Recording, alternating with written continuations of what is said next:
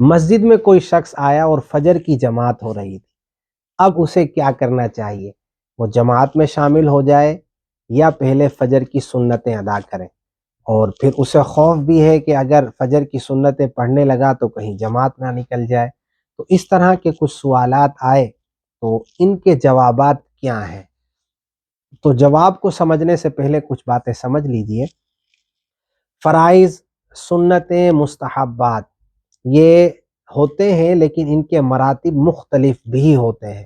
جیسے نماز ساری ہی فرض ہیں، اللہ تعالیٰ نے قرآن پاک میں ارشاد فرمایا حافظوا علی الصلوات والصلاۃ الوسطیٰ، نمازوں کی حفاظت کرو، لیکن خاص طور پر درمیانی یعنی عصر کی نماز کی حفاظت کرو۔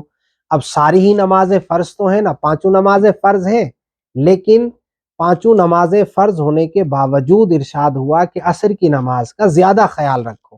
اسی طریقے سے فرض نمازیں تو فرض ہے، جمعہ بھی فرض ہے، لیکن جمعہ کے متعلق اللہ تعالیٰ نے علیحدہ سے آیت مبارکہ میں ارشاد فرمایا اذا نودی للصلاۃ من یوم الجمعۃ فاسعوا الی ذکر اللہ، جب جمعہ کے لیے اذان ہو تو پھر اللہ کے ذکر کی طرف دوڑو، اللہ کے ذکر کی طرف سعی کرو۔ تو یوں اگرچہ کہ یہ ساری نمازیں فرض تو ہیں لیکن مراتب ان کے جدا جدا ہیں۔ نمازیں فرض ہیں لیکن جمعے کی جو فرضیت ہے وہ نمازوں سے بھی زیادہ ہے، اس لیے جمعہ جو 3 بلا عذر نہ پڑھے اس کے دل پہ مہر لگنے کا بھی احادیث مبارکہ میں ذکر ہے۔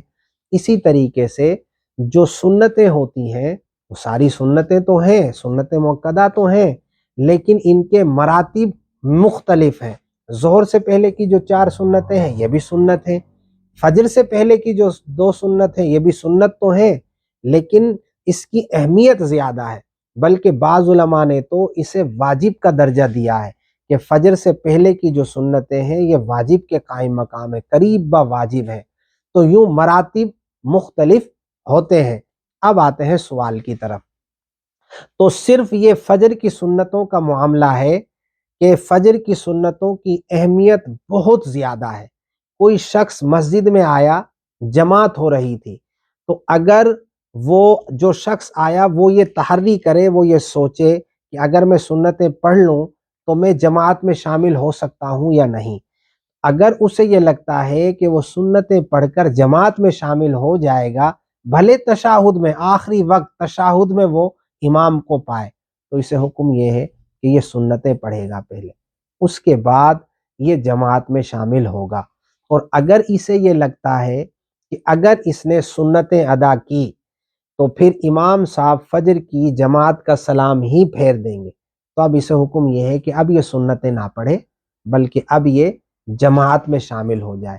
لیکن یاد رہے یہ مسئلہ صرف اور صرف فجر کی سنتوں کا ہے، دیگر جو سنتیں ہیں بھلے وہ ظہر کی ہوں، بھلے عشاء کی ہوں، عصر کی ہوں، یا پھر جو ہے وہ اور نمازوں کی ہوں، تو یاد رہے اگر فجر کے علاوہ کی سنتیں نہیں پڑھی تھی اور جماعت قائم ہو گئی یا جماعت قائم ہونے میں چند سیکنڈ باقی ہیں، یہ جب تک سنتیں نہیں ادا کر پائے گا تو اب یہ سنتیں نہ پڑھے بلکہ امام کے ساتھ جماعت ہی میں شامل ہو۔ جزاکم اللہ خیرہ۔